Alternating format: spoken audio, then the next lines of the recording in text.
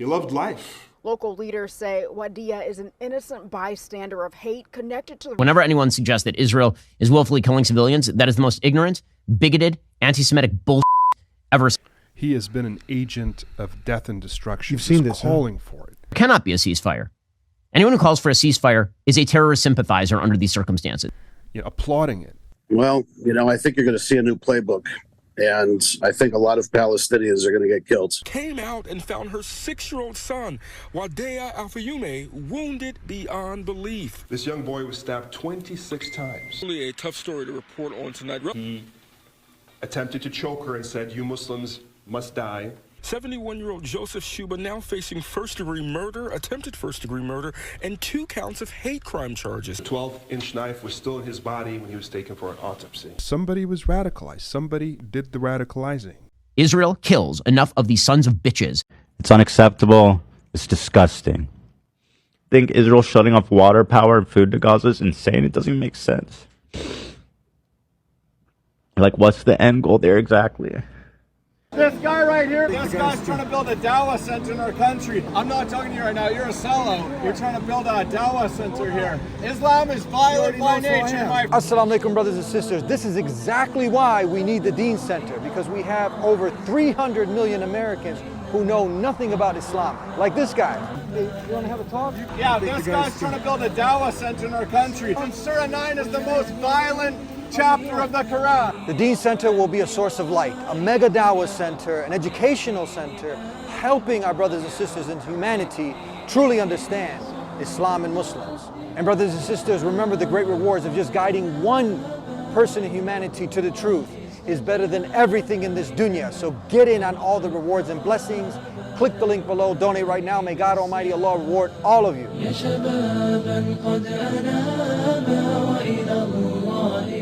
Bismillah, alhamdulillah, assalamu alaikum, greetings of peace. We have some very heartbreaking news. Police say the boy and his mother had been targeted because they're Muslim. An act of hatred against this Palestinian family. This is one of the last pictures taken of Wadea Al-Fayoume, who just a couple of weeks ago celebrated his 6th birthday. His life was brutally taken away yesterday morning at his home in unincorporated Plainfield after he was stabbed 26 times with a military-style knife. Will County investigators saying today he and his mother were attacked by their landlord, Joseph Chuba. The 71-year-old is now charged with first-degree murder, attempted first-degree murder, and 2 counts of committing a hate crime. What we have is a murdered Palestinian child by someone who is radicalized by the environment in which we live right now that casts Palestinians as human animals. Just developed. I'm here with Ahmed Rehab here in the studio. This is the Deen Show. I love you very much. I love all the work that you're doing. When I was ready to talk about it, I would only talk to you. And I was explaining how much respect I have for the faith of Islam. Welcome to the Deen Show. The Deen Show. Assalamu alaikum. Wa alaikum assalam wa rahmatullah. We just came from the press conference. We often see these things now that are developing on the other side of the world, and you wouldn't think now, you are on your way to see me, and then you tell me that right here in our backyard, we had, fill us in, what happened? Yeah, this interview was pre-planned, and we were supposed to have it earlier today, but we had to delay it because of this incident, and you were there at the press conference, and you saw and heard. Sadly, our worst nightmare came to fruition. A warning to our viewers, the details ahead are indeed disturbing. You're right. We live in an interconnected world in all the good and bad ways, and what happens in some places affect what happens in others. A hate crime, a horrible, heinous attack on a 6-year-old boy and his mother by their landlord. Knocked on the door, the mother opened the door. He knocked on the door, and that he attempted to choke her and said, "You Muslims must die." He attempted to choke her, and he stabbed her, and he's yelled things like, "You Muslims need to die." She ran into the bathroom to call 911, and by the time she was out, he had located her 6-year-old son, stabbed him 26 times. The 12-inch knife was still in his body when he was taken for an autopsy. And she says in the texts to her husband from the hospital where she sits in serious condition, this all happened in seconds. You know, we're at a loss of words when you have something like this happen in our backyard here in Plainfield in the Naperville district, what is lauded as one of the safest and best neighborhoods to raise a family in the United States, not one just of the in safest Illinois. place to raise a family, huh? Yeah, and this wasn't, you know, an arbitrary crime. This was a crime of hate, a hate crime, and somebody was radicalized. Somebody did the radicalizing. Israel kills enough of these sons of bitches that this is not a problem. This person wasn't always like this, according to the family. As a matter of fact, the family says he was rather decent with them. You said he helped build a treehouse that police say the suspect built for the victim. No warning signs. You've never had any bad interactions with your neighbor? No, with Joe, no. The father says, who doesn't live with the family because the parents are divorced, it's just the mother who's 32 and the son who's 6, that the father said that he had built the son a treehouse in the backyard, and he would get him toys, and he was generally nice to them. So when he knocked on the door, they didn't suspect much. He'd been angry about what's going on in the news, and he'd been watching a lot of the news, which takes me to the context of this. And I got to say before I go there that ultimately the hand that stabs is the hand that's to blame, right? We as a Muslim community don't like to extend blame to the entire community when a Muslim acts up. So that's pretty clear. But the context in which this person who otherwise seemed normal became such a monster, was brainwashed. That context is something for us to pause and think about. The context of the one-sided, lopsided statements by politicians, elected officials, by the one-sided coverage by the media, day in, day out, that built up such a frenzy of hatred by otherizing Muslims, Palestinians, dehumanizing Palestinians, even as Palestinians in Gaza are being decimated. What does the situation on the ground look like now?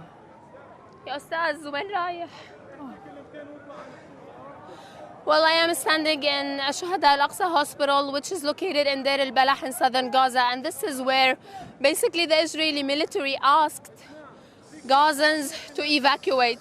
And what we are witnessing right now is whole families, children, women arriving to the hospitals.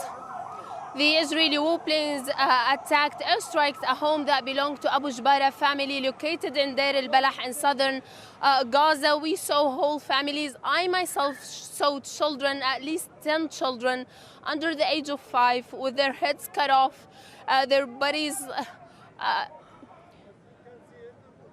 If you can see around me, we can still see the ambulances arriving to the Shuhada al-Aqsa Hospital, mostly women, mostly children. I mean, this is undescribable. This is like a massacre. From the skies. You're talking about almost, probably now more than double the number of victims in the Saturday attack in Israel happening in Gaza, sanctioned this time by the world, by the United States, by our president, by our governor, by our mayor, by our elected officials, by our media. The same exact voices that expressed rightly such, rage about targeting innocent civilians in Israel. Those same voices are now supporting what is happening. They're saying, I stand with Israel. And that to me is a clear message of support as to what Israel is doing to the Palestinians. So you're talking about 2,250 civilians killed in Gaza and more. We're still counting. 725, at least of whom are children.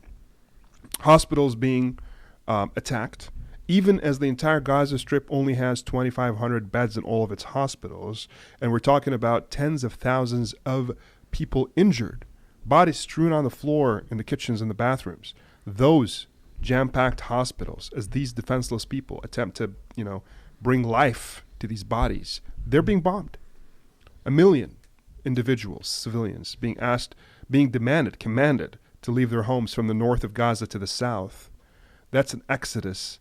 That's a stampede that's a recipe for humanitarian crisis. And these are not just my words, but that's also the assessment of the United Nations. Given 24 hours to do so, or else. These are the conditions we're talking about. All of this in the already ravaged, open air prison that is Gaza, completely sealed off. Food, water, shelter, food, water, fuel, electricity. And it's hunting season. He's shooting, fish in a barrel. They're sitting ducks. So this is happening. And then on top of it, those Palestinians, Americans living here, heartbroken, worried sick for their family, frustrated by this injustice and by the double standards, are subjected to acts like this. And you can just imagine where they are mentally right now, where their hearts are, where their feelings are. And this father, he said two things to me that were very powerful. The first, I said, keep your faith strong. Allah's will is supreme, and your son is an angel. He's in paradise. And he said, me and my children, all of us, can be sacrificed for Palestine. And the second thing he said, I came here for my children. And he started to tear up. He's been strong, he's been steadfast, he's broken, right? He's in shock. He's completely destroyed inside. But he's putting up his best face. But at that moment, his voice cracked. He said, I came here for my children, and now I'm burying them. And this is his only child, the 6-year-old. They just celebrated his birthday a couple of weeks ago. And this beautiful little boy, this darling boy, Wadia, let's call him by his name. He loved basketball. He loved soccer. He loved coloring, bright colors. He loved to swing around. He asked his father, what does he love? And he looked at me and he laughed in pain and said, he's a 6-year-old boy. He loves everything. He loves everyone. He doesn't understand what's happening in the world. But this radicalized man and what he did to him and his mother has now brought so much pain that will never leave the mother or the father or the extended community, the family, for the rest of their lives. Well, I want people to really paint that picture in their mind. So they were living there for 2 years, and she's now at home, and this is the landlord, so it's not some nut job off the street. It's a house, not an apartment building, so it's not just some, fringe person that you just don't know. It's your landlord. And you've developed some kind of relationship. But then you can see how powerful what we call this hate propaganda, this atrocity propaganda, the likes of Ben Shapiro. A person who does not value life or children or decency the same way that you do. Has been absolutely ridiculous. It's been horrible. Israel kills enough of these sons of bitches that this is not a problem. Whenever anyone suggests that Israel is willfully killing civilians, that is the most ignorant, bigoted, anti-Semitic bullshit ever. He has been an agent of death and destruction. You've seen this, calling for it. There cannot be a ceasefire. Anyone who calls for a ceasefire is a terrorist sympathizer under these circumstances. Applauding it. They say that I want America to fight wars for Israel. Nope. First of all, Israel can take care of herself. If Israel is forced to the wall, the possibility of nuclear exchange is extremely high. That is why it is very important that the United States provide the material aid to Israel. Here, get the out of the country. This is Jewish country only. We don't need Muslims here.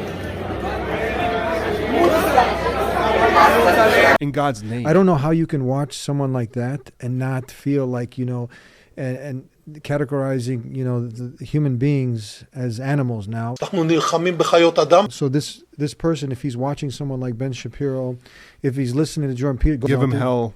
Give him hell. So what happens now?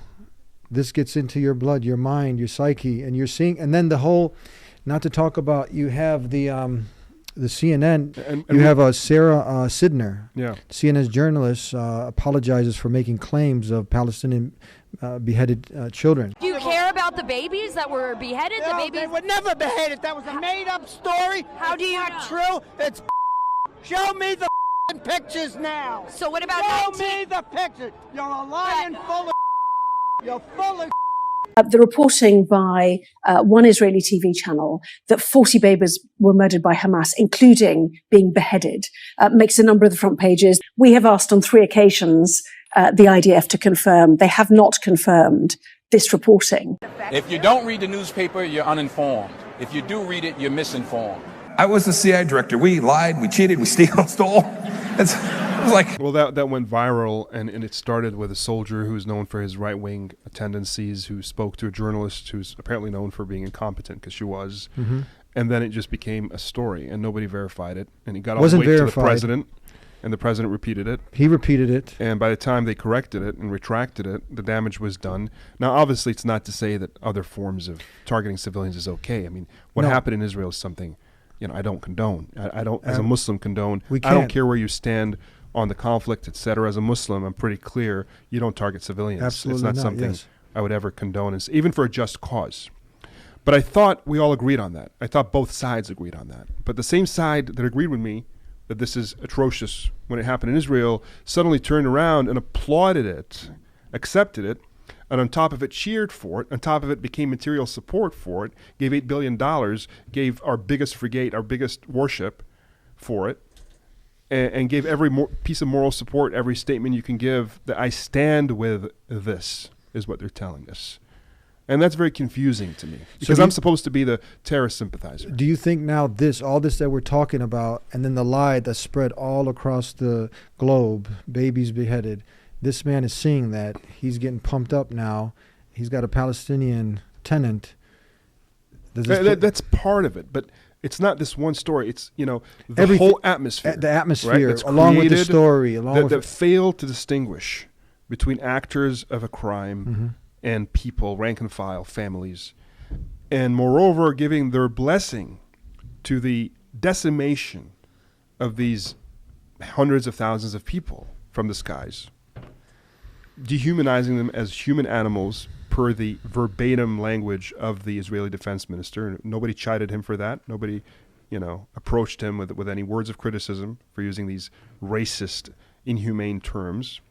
But that set the ground for how a lot of the media and the politicians in America, thanks to the political pressures in this country, they've sold their souls, they've showed cowardly, immoral leadership, and they've just piled on. And so someone like that person, some weak-minded, weak-souled person, becomes radicalized, becomes brainwashed, and acts upon it. They've turned neighbor on neighbor. This is somebody who built a treehouse. Now he's somebody who's stabbing his tenants to death. Choker and said, "You Muslims must die." And we have to pause and ask, what is the power of media? What is the power of this one-sided, volume, this onslaught of material that breeds and fans the flames of hate? Yeah. I'm just trying to wrap my mind around it. It just all this that's. We've seen this before, Eddie, haven't we? We've seen this post 9/11. You would think that we learned from this, and we haven't learned a thing. We're back to square one. We're back to square one. It seems like, huh? Because the moment we're under pressure, we fall back to that stupid stampede style, and it's not mindless. Actually, it's mindful. They know what they're doing. They know that there's another side to the story. They know that Palestinians suffered for 75 years. They know that what Hamas did does not represent Palestinian history, Palestinian life. The grievances, the absolutely legitimate grievances Palestinians have cannot be summarized and shut down in this little capsule that they call Hamas. And then they love to harp on that because that takes away from the larger story and the larger context and all the suffering and all the abuse and all the dispossession, the occupation itself, which is the root cause of this conflict, and the oppression, the apartheid regime that comes along with it. Nobody wants to talk about that. Instead, they want to extend Hamas to the entire Palestinian population, if not the entire Muslim population, and breed fear and hatred and scaremonger against all Palestinians, Arabs, and Muslims. And so they can justify their war crimes, and so they can have a cover for the immoral, death and destruction that they're wreaking on regular people. Mm-hmm. So it's not that people can understand when they cut off the food, the water, the electricity. You have 2 million people, human beings.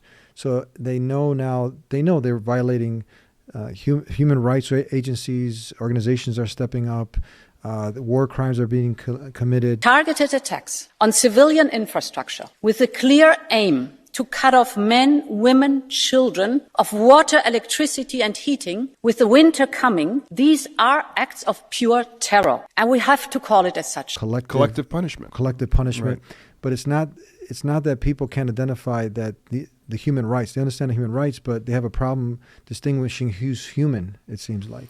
It's just a double standard. Yeah. I mean, we understand that these acts are wrong when it's the right victim.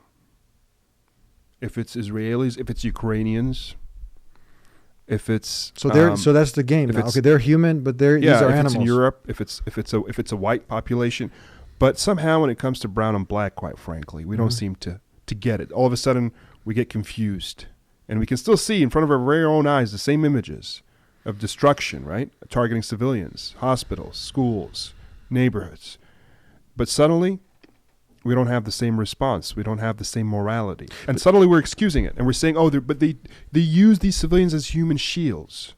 His hat got in the way of my bullet. Yeah, you've heard probably most of these talking points. It seems like they got a memo and just everyone is repeating the same talking points. I call it a stampede of madness, of immorality, of hypocrisy, of hate. It's a stampede, just like the wildebeest, mindless. You want to talk about human animals. It's human animalistic to fan the flames of hate and to excuse the murder of civilians at this level. There's a lot of Christians also are starting to wake up to this and call other Christians who have gone towards the Zionism and calling them away from this. But I'm also just shocked because you see, our friends and others who are out there, many conservative Christians who now have fallen into this trap and they're going down this direction. And you have Jesus, who we love, is one of the mightiest messages, obviously. We love Jesus, peace be upon him. He was just a prophet. Right? No. We don't even believe he was a prophet. What do you think he was? What do you guys think he was? What do I think he was historically? I think he was a Jew who tried to lead a revolt against the Romans and got killed for his trouble, just like a lot of other Jews at that time who were crucified for trying to lead revolts against the Roman and got killed for their trouble. He's the Prince of Priests, and we preach this love your neighbor, this, that, and the other. But it seems like, and I was listening to this Palestinian Christian, and he was like, talking against the Zionism and the Christians. He's just really disappointed how they said how they've pretty much forgotten about them, the Christians there. Right. That's a missing part of the story. Again, all of these human stories are missing because they only want to talk about Hamas. Because when they only talk about Hamas, they're able to render Palestinians as orcs, right? As sort of, they're just an extension of a militant group that kills. You've heard this term that they call them now, orcs, huh? That's the description I would use as to how they're. This is a rabbi, actually. I was listening to one of on the extreme side, was actually. Oh, he did actually use that term. Somehow I didn't even know that. I just want to say this to our Christian friends. Just to call it as it is and say it straight out. You guys are worshiping one Jew. That's a mistake. You should be worshiping every single one of us because we all die for your sins every single day. And that's exactly what's going on here. Yeah. We're all God's firstborn, and we're dying for your sins right now because the Jewish people in the land of Israel are the bulwark against the orcs. Mm-hmm. Okay? The orcs are coming not to a theater near you, but to your home. I actually didn't know that. Yeah. But that's how they're trying to present Palestinians. Mm-hmm. And so... listen, you have to justify mass murder somehow. So to do it, you need to dehumanize those you're trying to wipe out so that nobody can come after you and say that you are a mass killer, that you are engaging in state terror. You have to justify your act. And so you have to build up the hatred. You have to build up the dehumanization. And that's why they only want to talk about one word, but they don't want to talk about the actual life that is Palestinian life, the weddings, the graduations, the dinner parties, the families, the shopkeepers, the everyday life. That doesn't exist. All of that doesn't exist. It's just a bunch of militants and an outgrowth that is the Palestinians to it. Mind you, this whole conflict began in 1947, 1948, years before Hamas was ever formed. Hamas is a consequence to the creation of Israel, among many other consequences. And so to start history at that point and the conflict at that point, and then also to start it last Saturday, not to be able to contextualize larger issues. This is not to excuse the act. As I said earlier when we're referring to this landlord, those who commit a crime by their hand, they are to blame. But how can we talk about the larger conflict if we only have the memory of Saturday?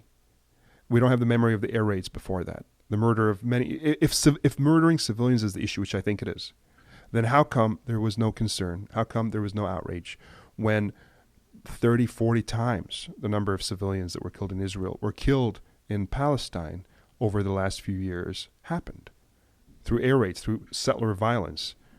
And it's not just about murder. It's about the humiliation and the dispossession, taking land, taking homes, forcing people out at will. Impunity, nowhere for you to go. Gaza itself, by the way, these 2 million, these are not natives to Gaza. These are already displaced people whose lands have already been confiscated, whose possessions have already been taken, who've been forced into Gaza, a lot of them. And now they're being forced into southern Gaza. And from there, God knows where. Maybe they'll push them into Egypt or out into Jordan, and so on and so forth. That is part of the story. Now, they can ignore that all day long, but the world knows the context. And how can you bring peace if you can't even acknowledge reality?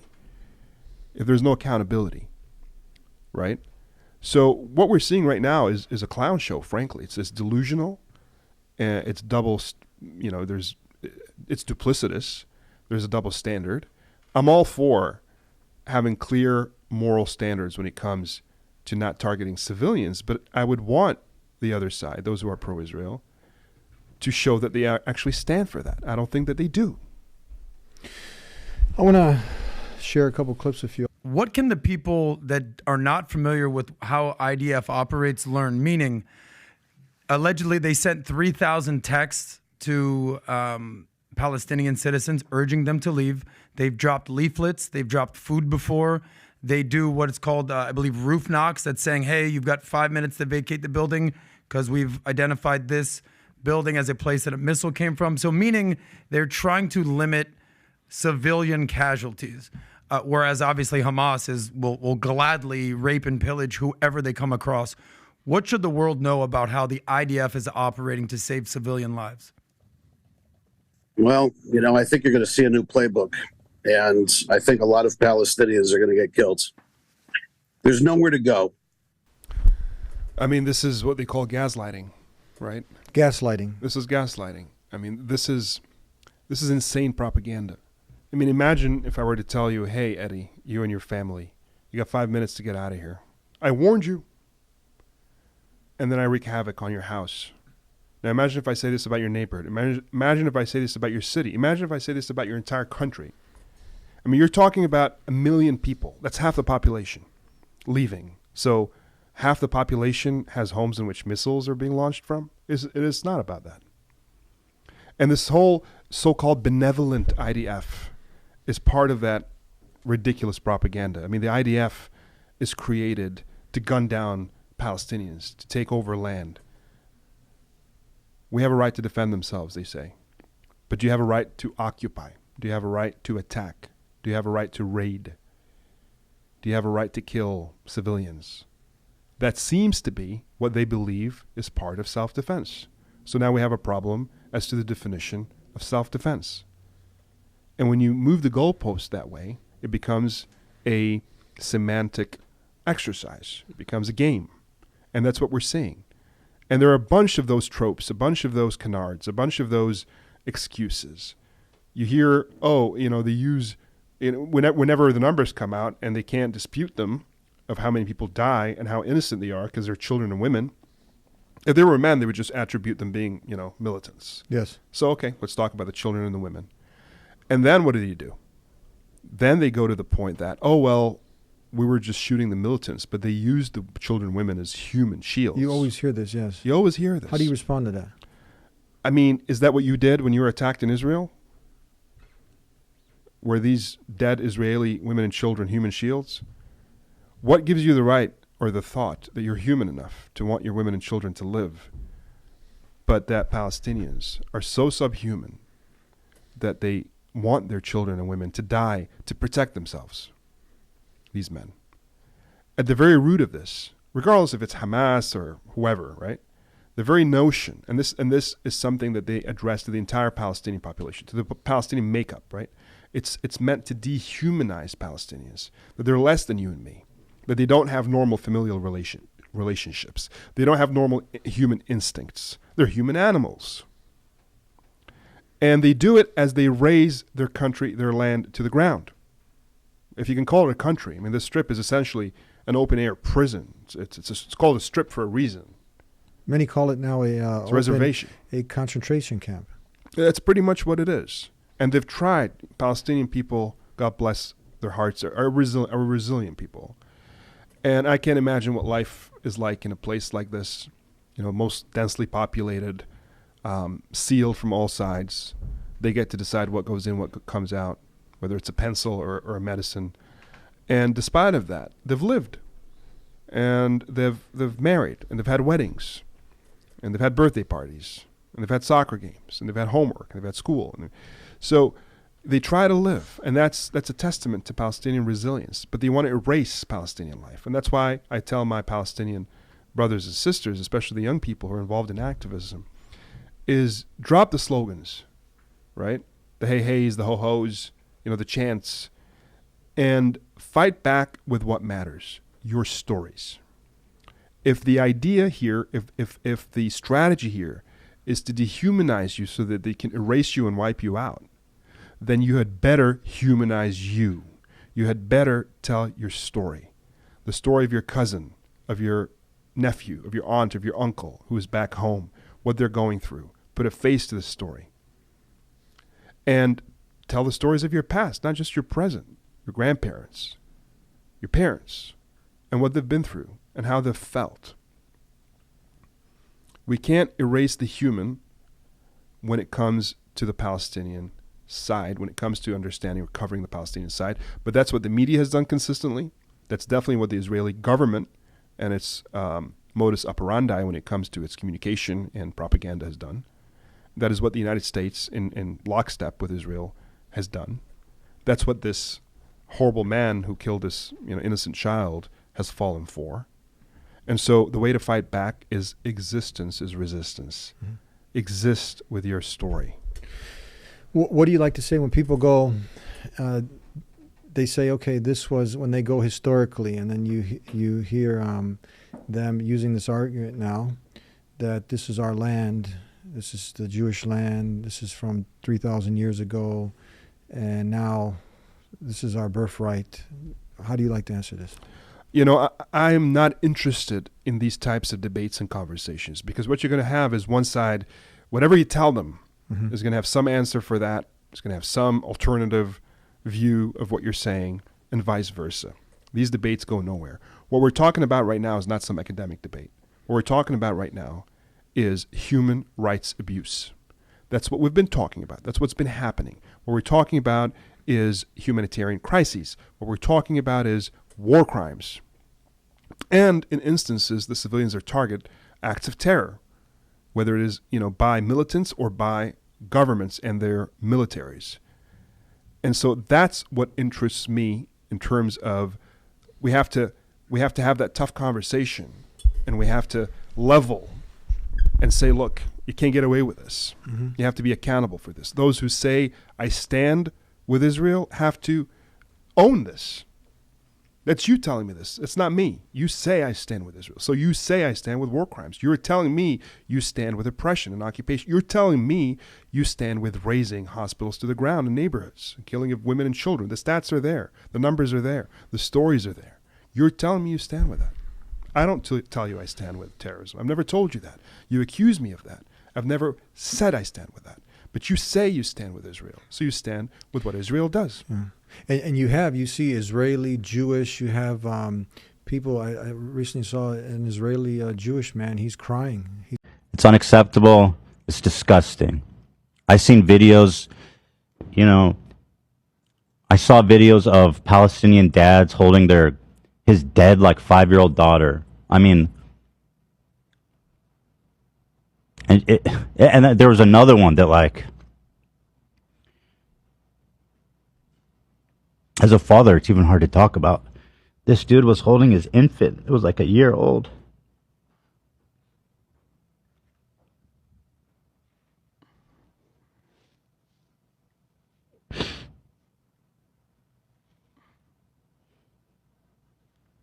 And he was patting her on the back and saying his final goodbye. I mean, he's holding her like she's alive, like he's just burping her or something.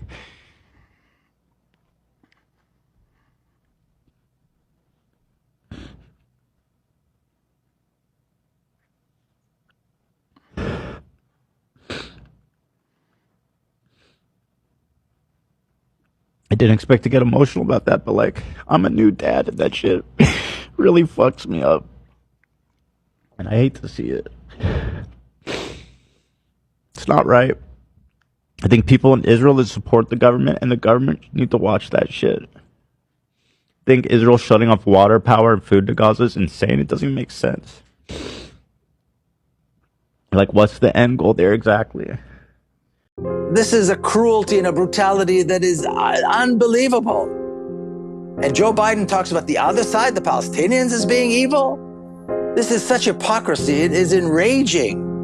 This hypocrisy, these attempts to show the other side as evil while completely glossing off the savagery by Israel and with the support, like you said earlier, support of the United States. Look at these pictures. What do you think is under this rubble? This is all civilian. It's always civilians. 55% of the people in Gaza are under the age of 18. It's an entire society of children. But if you're a human being, like a human being, right? Hang with me for 1 second.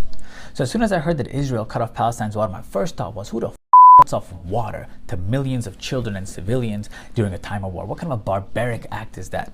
And my second thought was, wait, why the Israel control Palestine's water? And a brief search got me to this by Amnesty International titled The Occupation of Water. All right. Soon after Israel occupied the West Bank, including East Jerusalem and the Gaza Strip, the Israeli military authorities consolidated complete power over all water resources and water-related infrastructure in the occupied Palestinian territories, OPT. And I know what you're thinking. Well, they took over existing infrastructure, so build some new one. Israeli Military Order 158 stated that Palestinians could not construct any new water installation without first obtaining a permit from the Israeli army. Since then, the extraction of water from any new source, the development of any new water infrastructure would require permits from Israel, which are near impossible to obtain. It gets they are unable to drill new water wells, install pumps, or deepen existing wells, in addition to being denied access to the Jordan River, right? Israel even controls the collection of rainwater throughout most of the West Bank, and rainwater harvesting cisterns owned by Palestinian communities are often destroyed by the Israeli army.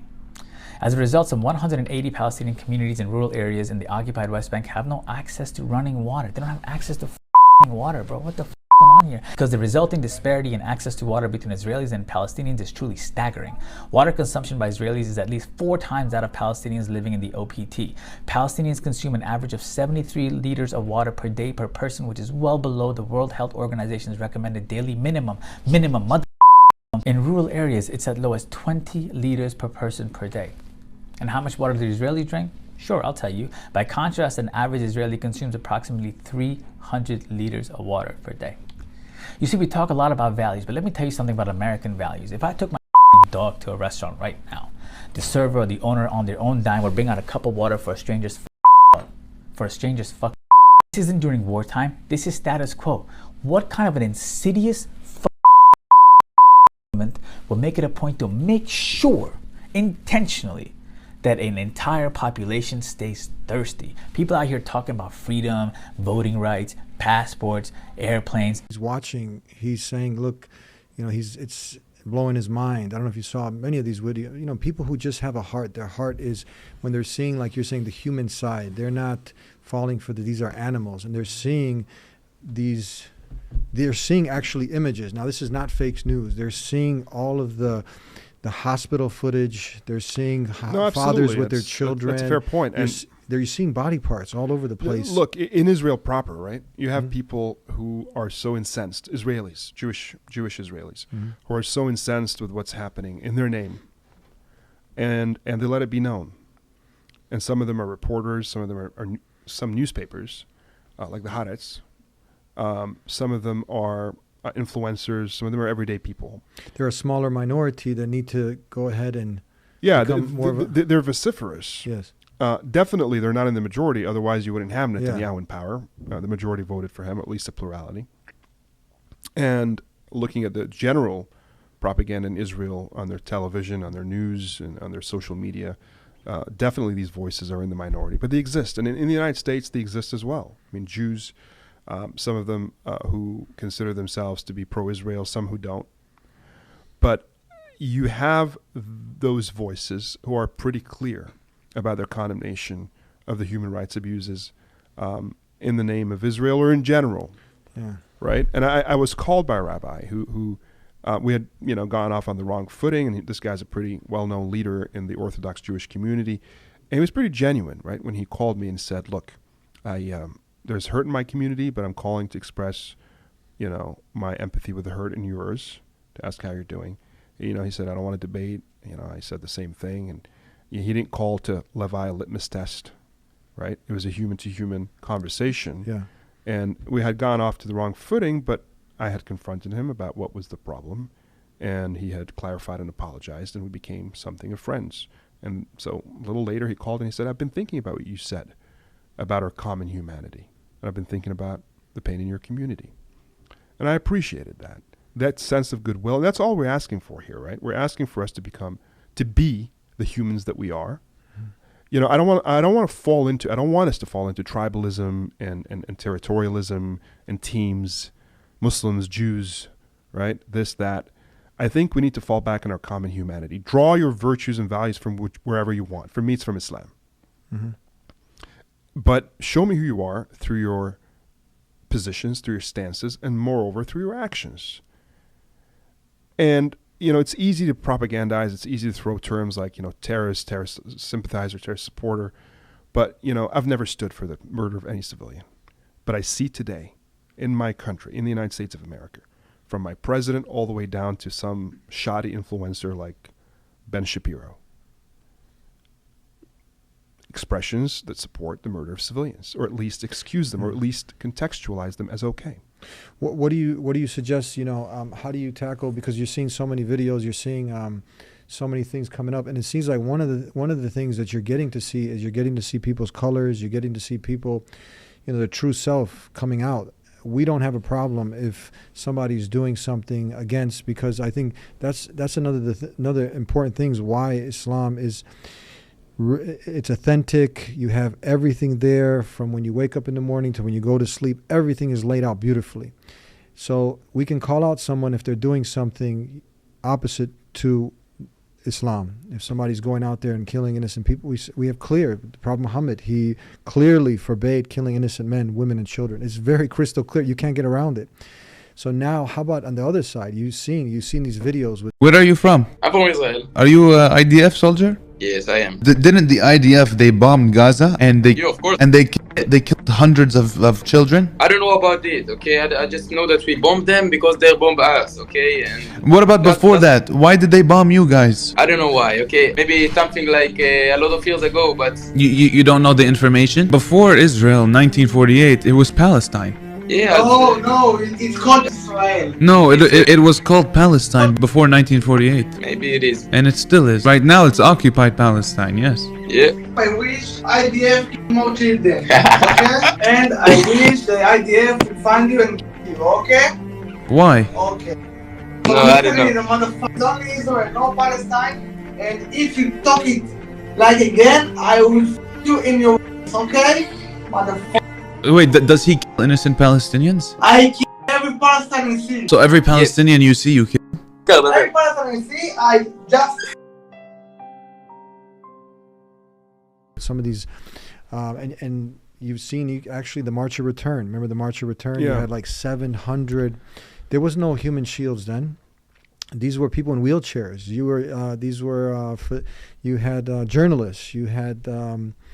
You had just your average person who was there. They weren't putting anybody. There was no soldiers there, so they were trying to protest peacefully. And you see, I think it was like 108, almost 200 people were gunned down by the IDF.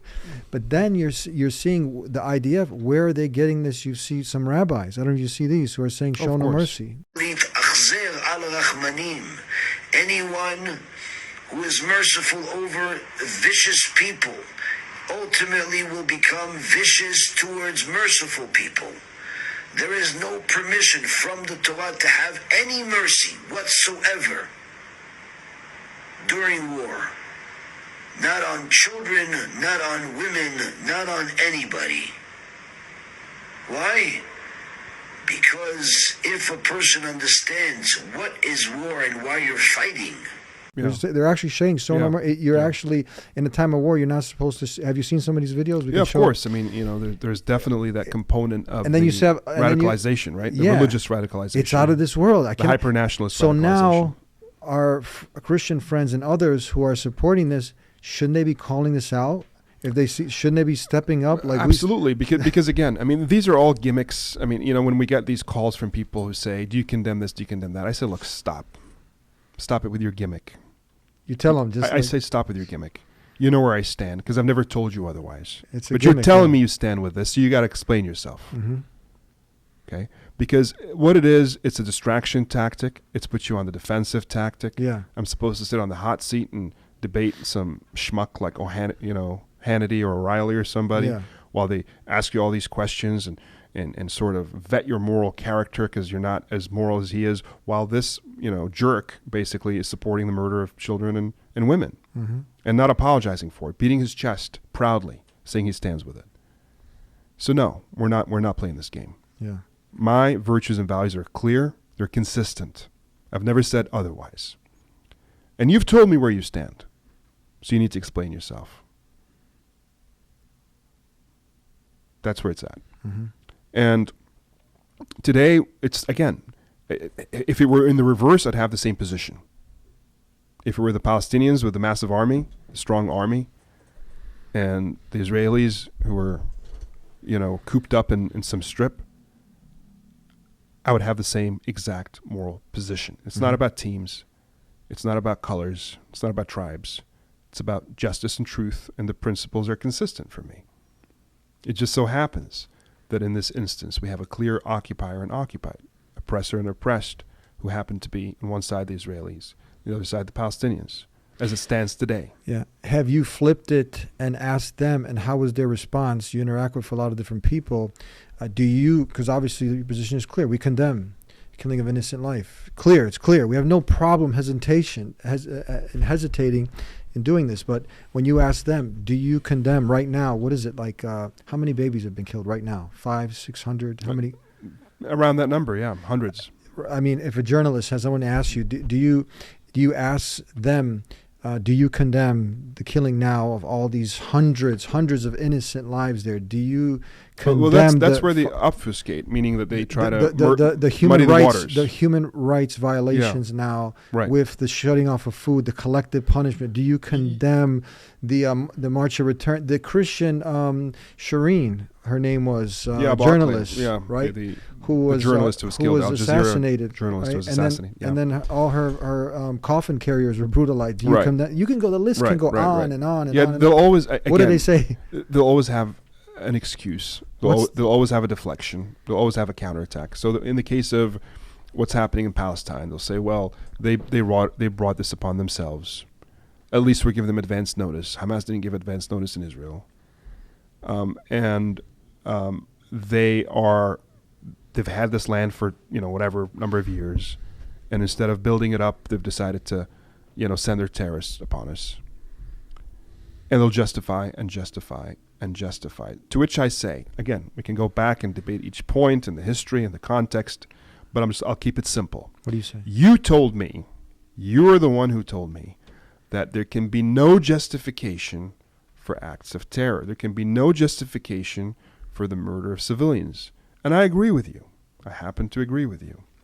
But then you reneged on that position, and now you're telling me there is justification sometimes, when it's me doing the killing, for the murder of civilians. When some people, and there are people in the Muslim community, in the Palestinian, the Arab community, who will have a hard time condemning attacks on Israel because they feel that they will lose political capital. And that's what's happening on the Israeli side. They're obfuscating on the morality because they feel that they're afraid to lose political capital. And so, however, when those attacks happened in Israel, it was clear to me that the Israeli side was saying, you can't ever blame us for this because there's no justification, regardless of the context, regardless of the occupation, regardless of the oppression. This is condemnable, period. Fine. So now are you coming at me and saying that there is some context, some justification some whatever mitigating variables for the murder, the mass murder of Palestinians in the Gaza Strip. You see how that double standard works? They can't, when you are morally inconsistent, you are immoral. To be moral, you must have two things, clarity and consistency. The reason they're not clear is because there's cowardice. There's no courage. You need moral courage to be morally clear. And secondly, you need to be consistent. In all situations, you have the same standards. I'm not seeing that from many of those who criticize us, from many of those who attack us. I'm not seeing it from politicians, from the media, from the Israeli side, from the Ben Shapiros. I mean, that's a guy who's been harping on God, God, God, and he said some very nice things about God and family for the longest time, but his mask has fallen under the That's stress what I'm talking test. about. Now you're getting to see people's true Right, colors. under This the is stress exactly what I'm test, talking he's been about. nothing but an agent of darkness, death and destruction. Agent of darkness. You know, he's appealing for it. He's raising his hands up to the skies for it. He's claiming God, his God, because he's only his God somehow, right? Justifies this and sanctions this. And there are hundreds of people who applaud him for it. And that's scary. That's scary. And there ain't no FBI watching that Facebook group or that Facebook page. And the radicalized voices who are calling for murder of civilians and applauding it. But you'll have a Muslim or an Arab or a Palestinian who says something that isn't remotely as abrasive, and maybe they'll be contacted or called. Before we conclude, tell me this. How do you, for the average person, I mean, now they understand, it seems like the mainstream media, same talking points, everything. You're talking about the human story. And people, if they just put themselves in the situation of these human beings, how would they react? Have you seen that movie, Patrick? Swayze, Red Dawn? Have you ever seen it a long time ago? I've heard of it. I haven't watched it. No. This is my generation. Okay. A little older than you. But I think people should watch that. I mean, if you just anybody, we're people of the, Second Amendment, really valuing our land. Someone steps on our property. What do you think the average American? I mean, you see so much hypocrisy. I mean, we don't get to go so far in the conversation. But if we did, that's a valid point. I mean, we're still at the point of like Palestinians if you were to compare, if you were just to compare, we put the American and take them out. How would they handle it? Right. If we put the British, you would think like, man, well, these Palestinians are very patient people. They are very merciful. Right. I mean, you have every American. In every red state, with a rifle or a gun and a sign. Well, that's not every American, but a lot. Get off my lawn, don't tread on me. That's what I'm talking about. And Americans understand that's a very important thing. As a matter of fact, this entire country was built on a reaction to oppression, on a rejection of oppression, and it was an armed resistance. It was an armed uprising against oppression. And that's been the case in many instances of history, Western and otherwise. It's only understood and excused as part of a larger context of push and pull, two sides going at it for different reasons, right? Yeah. But when it comes to other people, it can only be you're just evil and violent, and you're doing it for no goddamn reason other than to spill blood. Now, I'm not talking here about targeting civilians. I'm talking about, military to military type of warfare or struggle, but that's still that kind of understanding still wouldn't be given, right? It's only given in the context of, say, Ukraine. Yeah. But if Syrians are trying to defend themselves against the same aggressor, as it so happens, Russian planes, then there's not much support or understanding. Does it go back to they look like us, they white like us? That's part of it. That's part of it. Part of so it. Ukraine is okay, but over here, right? And you're Bosnian. Bosnia wasn't okay. Bosnia wasn't okay to defend themselves. There was an armistice. There was basically a ban on arms for Bosnians at the same time that they were being subjected to a genocide. Yeah. And it wasn't until they had been killed, mass murdered in large numbers, that action began to be taken, right? Yes. And they're white and they're European, but they were Muslim. So now we're seeing something of a theme here. So maybe it's the religion and the race combined. Look, I don't like to be flippant, right? I think at the end of the day, I judge humans on an individual level, not a race level or religion level. But there's definitely a blind spot in our quote-unquote Western civilization when it comes to moral standards, their clarity, their consistency, and their applicability to all people. Weren't we the ones here from over here? We wanted to prove our point. We wanted to win. Pearl Harbor comes, and next thing you know, I mean, this is not a command center. This was a whole Hiroshima, Nagasaki. Yeah, I mean, talk about justifying, I mean, and again, there was a context for that, et cetera. So, we're toggling between. Anyways, we can go down that road, but it's like it's just hypocrisy upon hypocrisy. I mean, and you're starting to see people wake up to a lot of things. So just back what I was saying, humanizing the situation. These are not animals.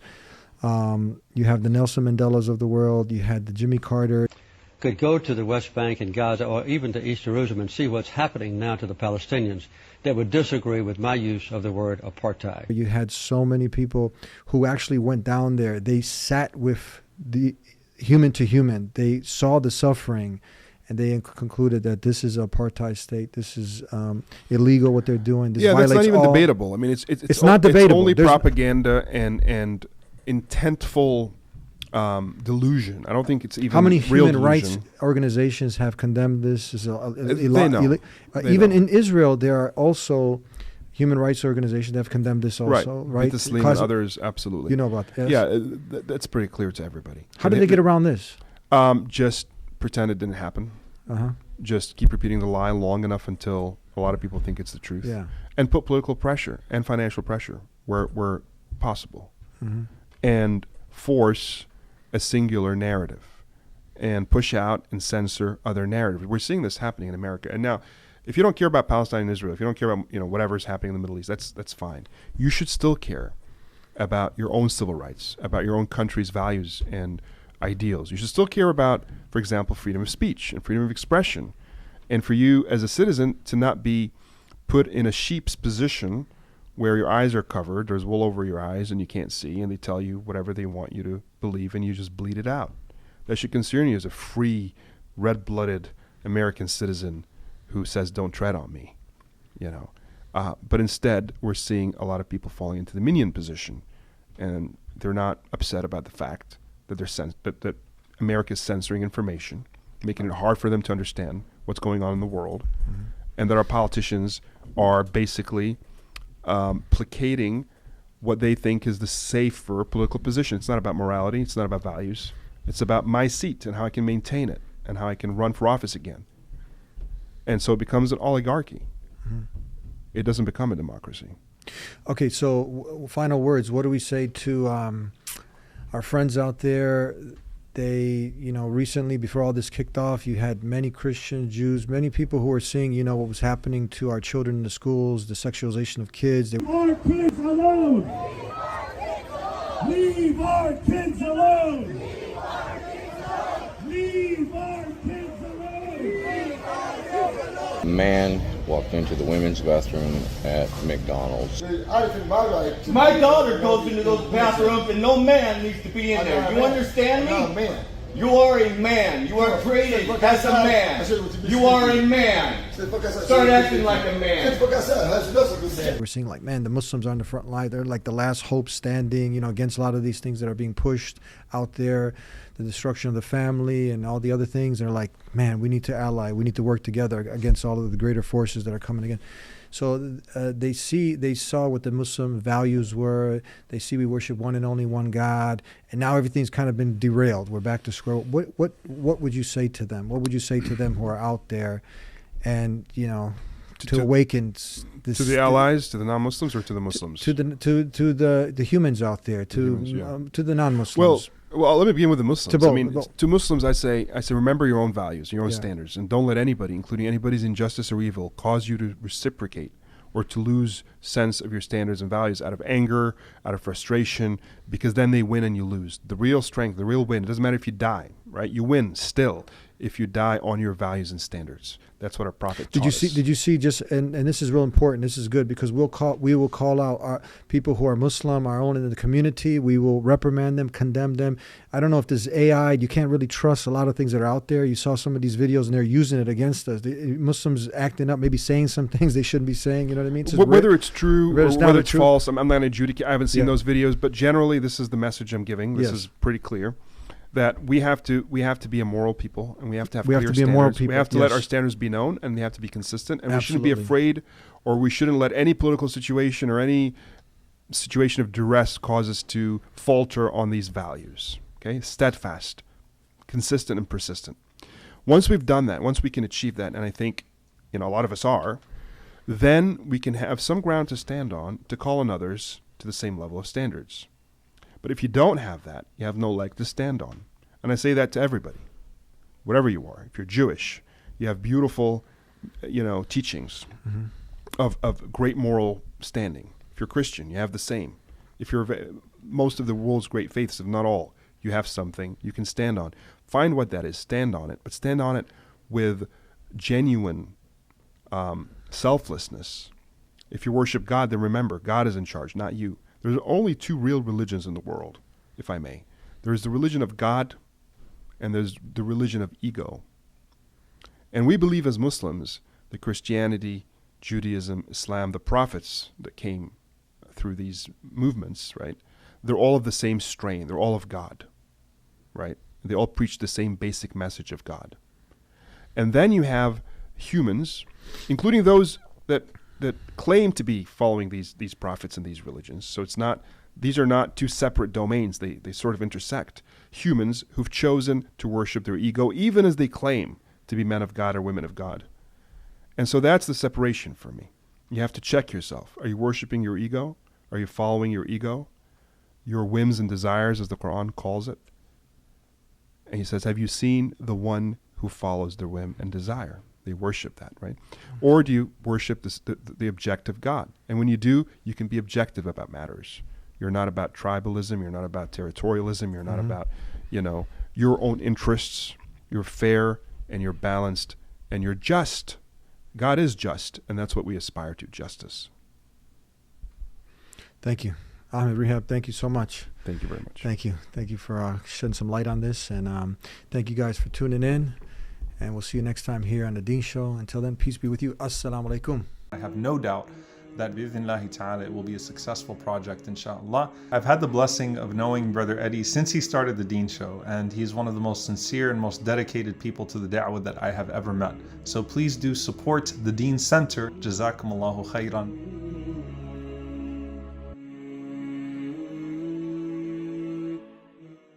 I cannot leave without giving you a gift. If you're not yet Muslim and you're tuning in to see what these Muslims are talking about and you like a free copy of the Quran, go ahead and visit TheDeenShow.com. We'll take care of the postage and everything and get it delivered to you. And if you still have some questions about Islam, call us at 1-800-662-4752. We'll see you next time. Until then, peace be with you. Assalamu alaikum.